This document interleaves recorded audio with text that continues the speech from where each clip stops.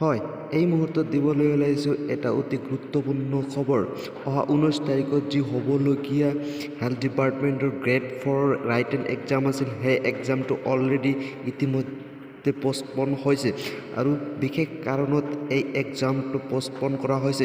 ইতিমধ্যে notice published হৈছে, সেই নটিচটো আমি আপোনালোকক দেখুৱাই আছোঁ। Notice postponed of written examination of grade 4 post under health and FW and medical education and research government of Assam.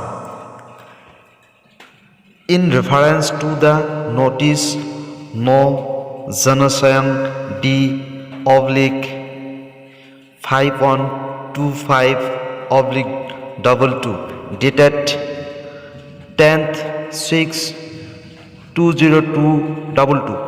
This is for information of all concerned that due to unable circumstances, the written examination for recruitment of various grade 4 posts under different directors of health and family welfare department and medical education and research department government of Assam, which was scheduled to be held on 19/6/2022 হ'বলগীয়া যিটো 19 তাৰিখত যিটো exam আছিল, সেই এক্সামটো already notice দিছিল, কিন্তু এইটো কি কোৱা হৈছে যে 19/6/2020 ইজ পষ্টপন। অলৰেডি এইটো পষ্টপন কৰা হৈছে, যিটো এক্সাম 19 তাৰিখত আছিল।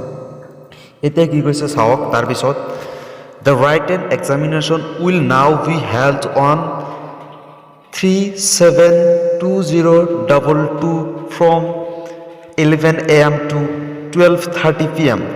মানে যিটো 19 তাৰিখত হ'বলগীয়া যিটো এক্সাম আছিল, সেই এক্সামটো ৰাইটেন এক্সামটো ইতিমধ্যে কেঞ্চেল পষ্টপন পষ্টপন কৰি অহা 3 জুলাই তাৰিখ, অৰ্থাৎ 3 তাৰিখ 7 মাহ 2022 তাৰিখত এই এক্সামটো পাতিব আৰু দিনৰ 11 বজাৰ পৰা দিনৰ 12:30 বজালৈকে এই এক্সামটো চলিব।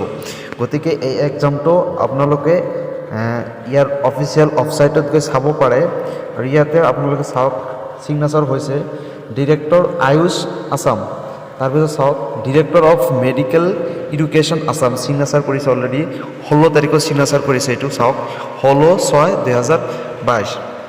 তাৰপিছত চাওক director of Assam, director of health service Assam, director of health service FW Assam. গতিকে আপোনালোকে যিটো এক্সাম 19 তাৰিখত আছিল, সেই এক্সামটো 3 তাৰিখত দিয়া হৈছে। গতিকে আপোনালোকে ভালকৈ ঘৰত অধ্যয়ন কৰি এক্সামটো দিব পাৰে।